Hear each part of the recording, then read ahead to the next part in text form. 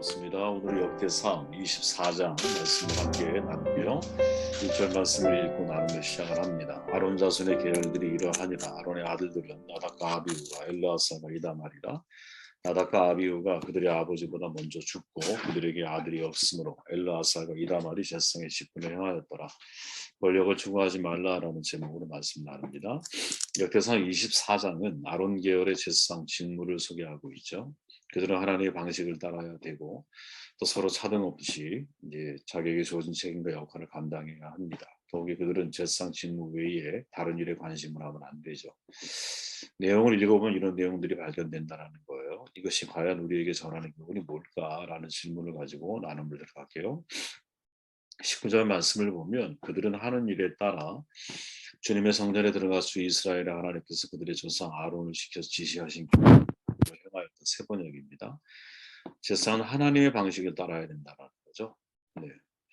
아론의 아들들 4명이 있었잖아요. 나답과 아비후, 엘르아살, 이다말입니다.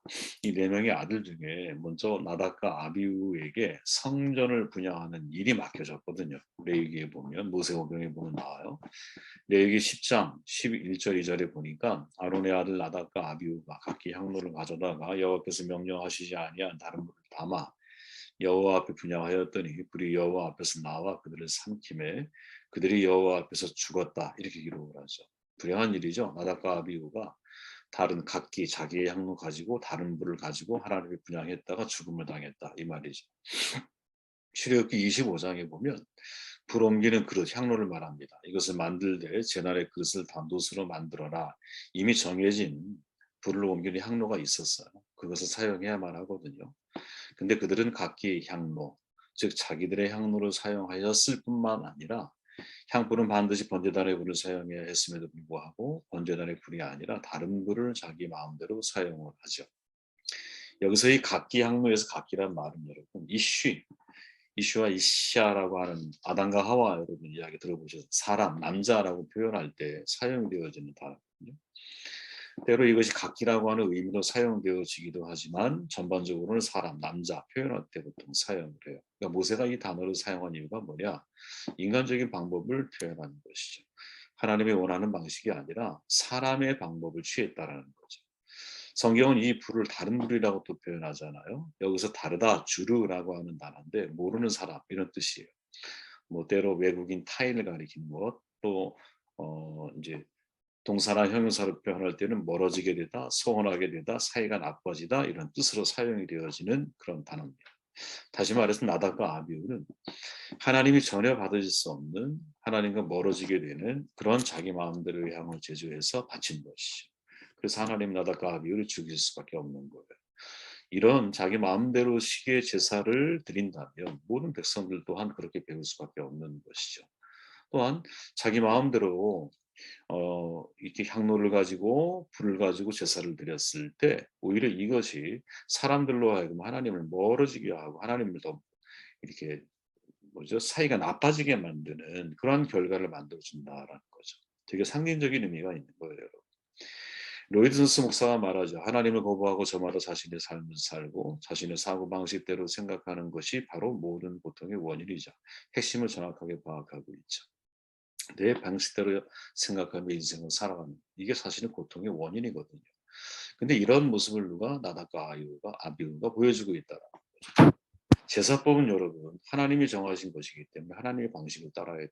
제가 늘 말씀드리죠. 고등종교에 올라갈수록 제사법이 정교해지는데 저는 정말 하나님이 세상에 계신다면 하나님이 계신다면 만약에 여러분 저는 믿지만 하나님을 예배하는 방법은 하나님이 우리에게 알려주실 수밖에 없다고 생각합니다. 이게 상식이라고 봐야죠.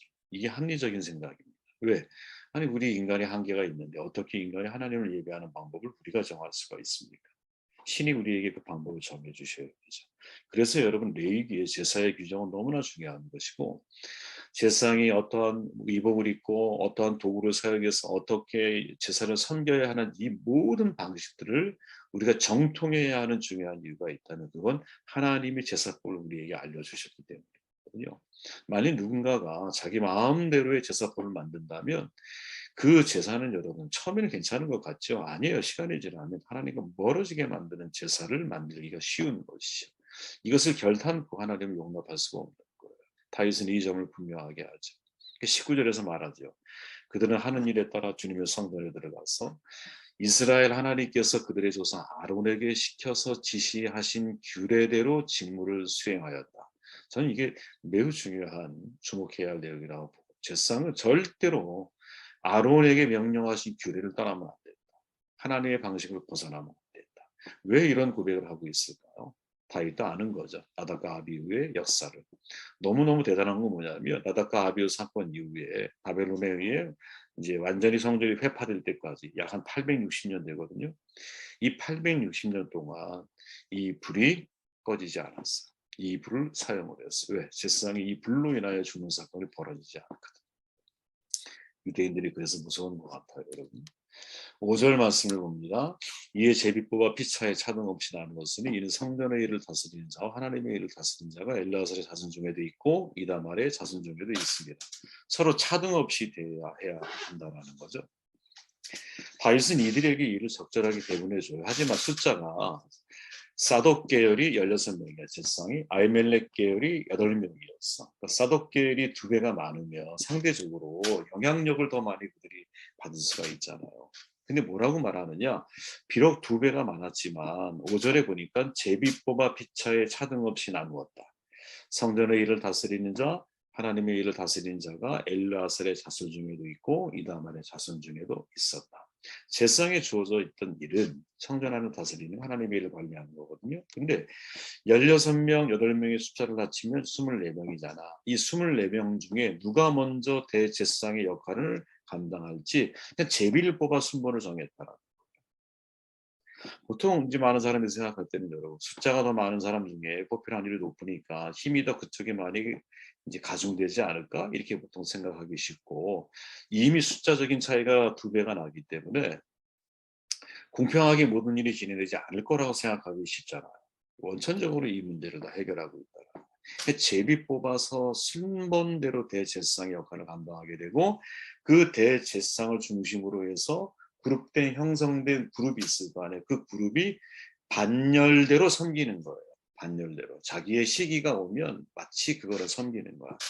마치 이제 왕이 군사 지난번에 나눴잖아요. 군사를 뽑을 때 이제 한 달에 한 번씩 돌아가면서 국경을 지키도록 군사를 뽑잖아. 똑같은 거예요. 그런 순번대로 이 일을 감당하게 해요. 더 놀라운 건 뭐냐? 31절에 보니까 여러 사람도 다윗왕과 사독과 아히멜렉과 제사장과 레위 우두머리 앞에서 그들의 형제 아론 자손처럼 제비를 뽑혔으니 장자 가문과 막내 동생의 가문이 다름이 없었다. 되게 중요하죠. 표준 세번역으로 보니까 가문의 종가이든 가장 작은 집이든 공평하게 제비를 뽑았다. 이거는 이 성전 안과 관련된 모든 직무와 직분과 책임은 여러분 이 공평이라고 하는 게 아주 중요한 기준으로 자리 잡혀 있어요. 대제사장의 일도 제비를 뽑아서 했고 레위 자손 중에 남은 자들도 제비를 뽑아서 이 일을 하게 해요. 그러니까 하나님의 성전에서 일하는 방식이 뭐냐? 다 같은 거예요. 하나님의 교회 안에서는, 울타리 안에서는 모두가 다 공평해요. 공평함을 우리가 추구해 가야 돼요. 차등이 없어야 돼요. 교회 안에서까지 차별이 있으면, 그죠? 이건 정말 세상이 볼 때 이게 세상과 다를 바가 없잖아요. 우리가 지난주에 나눴나요? 간디제가 이야기하면서 간디가 교회에서 예수를 믿고 변화될 뻔했죠. 신앙인이 될 뻔했어. 본인은 예수는 좋아하지만 교회는 싫어한다 그러잖아요. 이유가 뭐냐? 믿기 위해서 교회를 갔는데 그 교회가 카스트제가 살아있었잖아. 그죠? 당신의 계급에 맞는 교회를 찾아서 가라. 이렇게 말을 했다는 거 아니에요? 이제 우리로 이야기하면 교회 내에 신분적인 타파가 이루어지지 않는 거지. 여러분 되게 무서운 겁니다. 이게 사회적인 신분도 문제이지만 우리의 의식적인 이제 차등이라는 게 있을 수 있거든요. 네. 전에 드린 말씀처럼 어떤 선교사님이 북한 농아인 데리고 이제 식사를 애들을 해결하기 위해서 교회 목사님을 찾아가서 함께 식사만 해결할 수 있느냐. 한 30명 되니까. 우리 같은 마음이 얼마든지 정말 우리가 할 수 있는 한 최선을 다할 것 같아요. 근데 그런 과정에서 좌판이 뭐 빨갱이니 뭐 이런 이야기가 막 오가는 거예요. 근데 그분이 가슴 아파했던, 선교사님이 가슴 아파했던 내용이 뭐냐면, 아니 안디옥 교회는 그죠? 젖동생 마나인, 헤롯의 젖동생 마나인 왕족 가문과 흑인이 함께 리더십의 자리에 있잖아, 그죠? 서로 섞일 수 없는, 마치 우리나라의 널다리 교회인가요? 거기에서 자기가 데리고 있던 머슴이 장로가 될 때, 먼저 장로가 될 때, 그거를, 그 리더십을 인정해 주잖아. 이게 진짜 마음의 신분을 우리가 타파하는 거죠. 그죠? 이게 진짜 차등이 없는 거죠. 그러니까 누가 먼저 대제사장이 되려고 발악할 필요도 없어요. 왜? 순번대로 제비를 뽑아서 돌아가는 거니까. 힘든 일이건 힘들지 않은 일이건 간에 다 순번대로 돌아가는 일이니까 거부할 이유도 없고, 내가 그 일로 인하여 교만하고 힘을 추구해야 할 이유가 전혀 없는 거지. 여러분, 이건 교회에서, 교회 공동체가 지향해내야, 만들어내야 할 아주 훌륭하고 좋은 문화라고 저는 생각을 하거든요. 공평한 거, 그죠? 사람들에게 차등 없이 사람들을 대할 줄 아는 거. 이거를 우리가 잃어버리면 세상은 여러분 비은혜의 집단이에요. 필립 얀시 목사의 말처럼. 교회가 세상에 줄 수 있는 유일한 것, 그게 뭐냐? 그건 은혜라는 거예요. 은혜. 그 은혜의 핵심이 뭘까? 차별이 없는 거예요. 왜? 우리 모두 하나님 안에서 의인은 없나니 하나도 없어. 다 죄인들이기 때문입니다. 나도 병치료 받기 위해서 하나님이 은혜로 나를 부르셨는데, 병든 사람을 만났다고 너는 왜 애꾸야 이렇게 말할 수 있어요? 그죠? 나는 다리가 없는데, 예를 들어 나는 팔이 없는데 저 사람 보고 너 애꾸야 이렇게 말할 수 있겠냐? 그럴 수 없는 거지. 차별 없는 그러한 공동체가 되기를 바라요. 31절 말씀 읽고 정돈할게요. 오늘의 핵심입니다. 이 여러 사람도 다윗왕과 사독과 아히멜렉과 셋상과 레위 우두머리 앞에서 그의 형제 아론 자손처럼 제비 뽑혔으니 장자의 가문과 막내 동생의 가문이 다름이 없었다. 자, 사독 계열이든 아히멜렉 계열이든 장자의 가문, 막내의 가문이 공평하게 제비 뽑기를 통해서 일을 결정을 했어요. 정말 공평하죠. 근데 이전에 주목해야 할 사건이 있습니다. 지금 벌어진 사건은 아니지만 이 사건이 솔로몬으로 넘어가고 이제 솔로몬의 말년이 되기 시작했을 때, 이제 아니죠.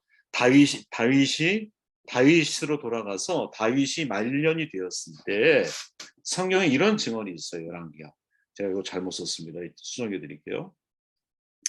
아도니아가 수리아의 아들 요압과 제사장 아비아달과 무리아니 그들이 따르고 더구나 제사장 사독과 여호야다의 아들 분하야와 선지자 나단과 시므이 아레이와 다윗의 용사들은 아도니아와 같이 하지 아니하였다. 사독 계열의 제사장은 아도니아의 반란 때 정치에 가담하지 않아요. 하지만 정치에 가담했던 이다말 계열의 제사장이 아비아달이거든요. 그 일에 가담한 이후에 제사장에 맡겨진 직무를 잃어버려요. 이게 되게 중요한 장면이죠. 여기에는 지금 여러분 사독과 아히멜렉 두 사람의 이름이 거론되지만 이게 시간이 지나면 여러분 아히멜렉 가문은 사라져버리고 사독 가문이 주를 이룬 거예요. 왜 이런 일이 벌어졌을까? 이 아히멜렉의 이제 그 속해 있는 아비아달이라고 하는 사람이 누구? 당시에 정권을 잡으려고 했던 아도니아의 편에 서서 권력을 추구하고 그를 돕거든. 야, 이게 우리에게 전해지는 교훈이 뭘까? 그 이후에 이 사람이 사라져버려요. 이 가문 전체가 성경에 등장하지 않아, 거의. 사독 가문으로다가 완전히 그 뭐랄까요? 책임이 넘어가 버려요. 사독 가문으로. 여기서 우리가 얻을 수 있는 교훈. 야, 제사장은 그냥 하나님이 맡겨주신 책무에 충실해야 돼요. 정치적 행위 가담하면 안 돼요. 교회사의 전설로 알려진 글이죠. 헨리 체디익 박사가 초기교회라는 책을 통해서 말하거든요. 1세기 초기 교회는 어떻게 살았느냐. 현 세상의 권력을 소유하는 일에 무관심했다. 저는 이게 사실은 되게 주목해야, 물론 그 시대적인 어려움도 있었겠지만 단지 시대적인 어려움 때문에 권력을 소유하는 일에 무관심했던 것이 아니라 평화주의 공동체에서 평화주의 공동체.